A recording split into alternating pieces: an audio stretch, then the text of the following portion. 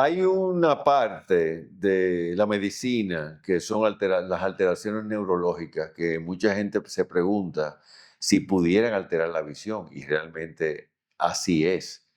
Tenemos varias de esas y eso inclusive obligó a la oftalmología a crear una especialidad que es la neurooftalmología, que todavía en nuestro país es nuevo porque creo que neurooftalmólogos como mucho debe haber 6. 7 conmigo. Ah, 7, bueno, son Fue la 7. última. Mientras que, por ejemplo, especialistas en glaucoma ya hay muchos, hay como 40. Sí.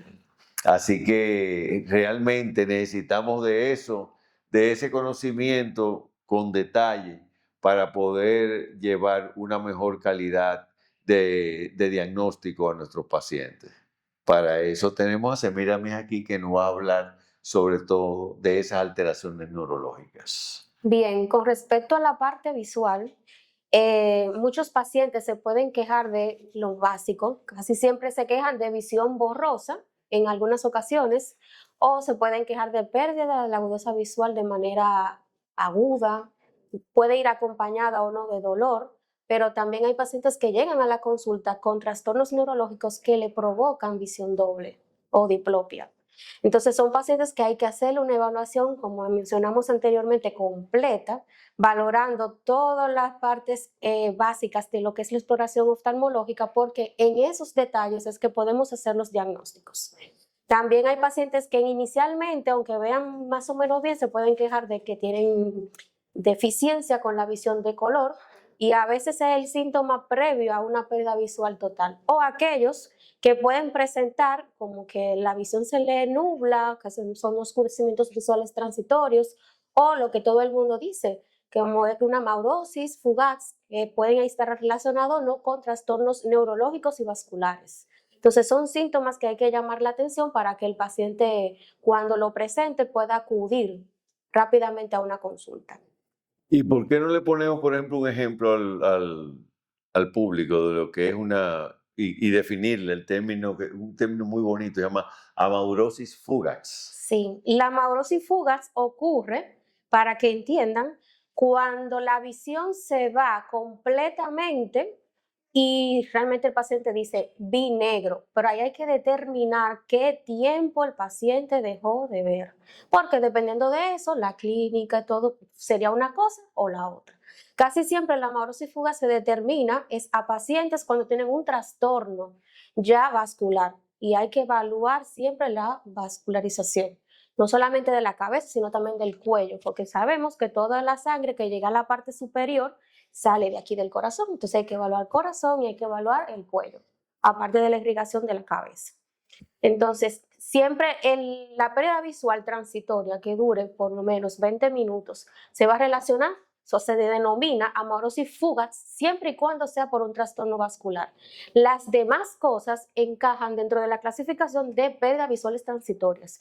Y el más frecuente de eso es el ojo seco. Ujú.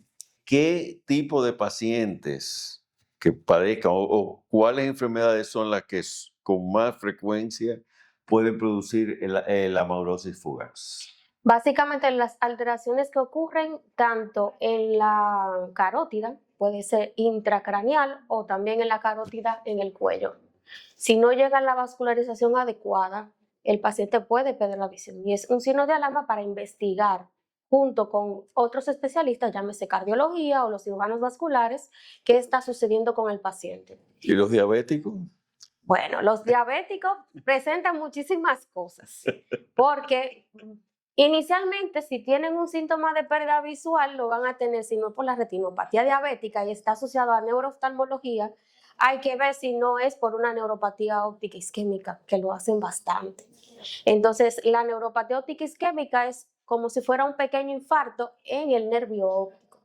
Entonces hay muchos pacientes que llegan a la consulta, ay, me dijeron que yo tengo glaucoma, pero cuando se ve el fondo de ojo realmente no es glaucoma. Es que un paciente diabético que no ha estado controlado le pasó un pequeño infarto en el nervio. Yo que estudié en un hospital de diabéticos, no pasaba semana que no nos hubieran un paciente que se quejaba que dejó de ver rápidamente, o sea, que dejó de ver en una cuestión de unos cuantos segundos y luego volvió a ver. O sea, Ujú. todo el diagnóstico de una amaurosis fugax.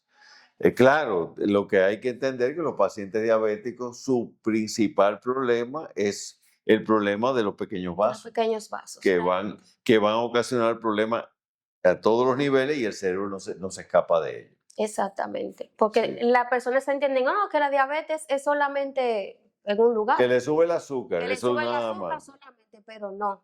La diabetes o el aumento de la glucosa o el azúcar en la sangre tiende a dañar todos los vasos pequeños de todo el organismo. Entonces puede dañar la visión, puede dañar el cerebro, puede dañar el corazón, puede dañar los riñones, las manos, las piernas. Y Todo. por eso es que vemos que hay pacientes que le amputaron un dedo.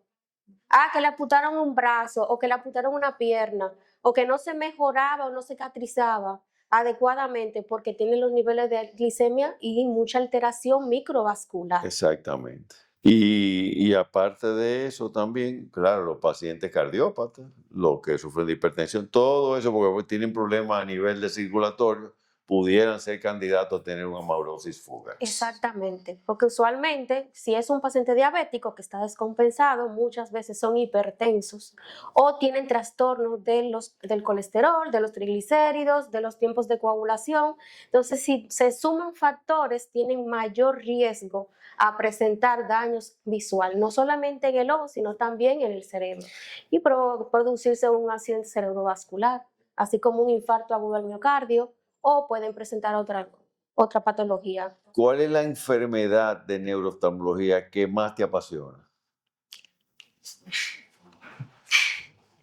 La que a mí más me gusta realmente es las diplopias y es un reto realmente. Bueno, ya la diplopia ya es un camino un poquito más árido porque en las diplopias, que para que lo entienda la gente, es el ver, no solamente ver doble, sino tal vez también tener problemas de visión o entre un ojo y otro Exacto. que ocasiona el O problema. que ocurra una integración para poder ver una sola imagen al mismo tiempo con los dos ojos. Exacto, que ahí hay que descartar problemas vasculares, problemas de tumores, para Exactamente. ponerle dos. Hay otra que es un poquito ya más complicado, que son los problemas psiquiátricos, que también están incluidas ahí, pero que realmente ante tanta información, por eso es que realmente necesitamos de un neurooftalmólogo y cada día lo utilizamos más.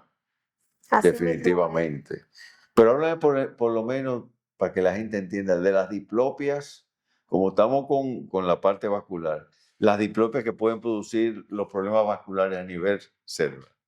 Por ejemplo, hay pacientes que están descompensados, por ejemplo, de la presión arterial. Y eso provoca un pequeño accidente cerebrovascular.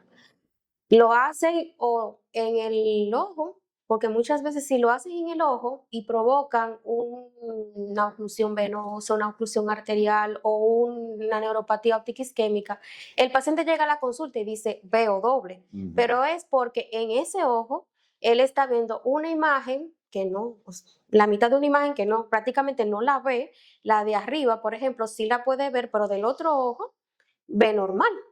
Entonces, refieren que ven doble, aunque no sea lo que realmente sea.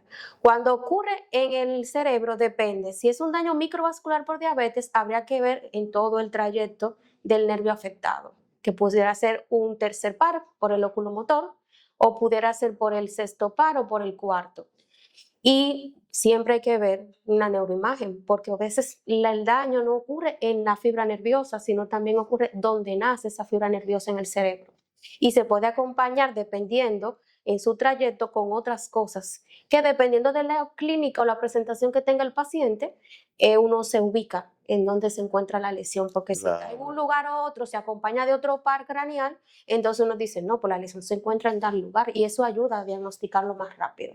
Para que la gente entienda, o sea, el diagnóstico, aparte de la clínica, tiene que ser auxiliado de medios de diagnóstico, entre ellos tomografía, resonancia electromagnética o estudios más específicos como son el OCT, por ejemplo, o tal vez una perimetría computarizada, por ejemplo.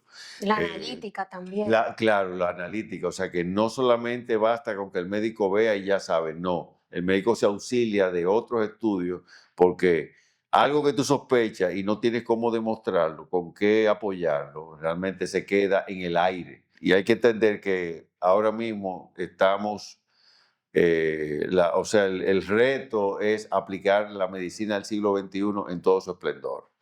Y por eso es muy importante todos los estudios que le mandamos a los pacientes. No son de adorno, no son de más, son para apoyar el diagnóstico. Así mismo es, porque la evaluación de cada paciente, y más en el área de neurooftalmología, tiene que ser una evaluación integral y multidisciplinaria, porque no vamos a valer de otros especialistas que no son solo de oftalmología, sino también de cardiología, de neurología, de reumatología, de hematología, y así un sinnúmero de especialistas que son los que nos ayudan a tratar los pacientes de manera oportuna y también a darle el seguimiento para evitar que si se descontrola su enfermedad de base, porque muchas veces el problema no está en el ojo, sino está en otro lugar, es para que la enfermedad no continúe o no haya recidiva o que no vuelva para atrás. Y eso hay que aplicárselo muy bien a los pacientes. Muy bien, muchas gracias por esa aclaración y por todos esos conocimientos que tú acabas de demostrarnos aquí delante de la audiencia.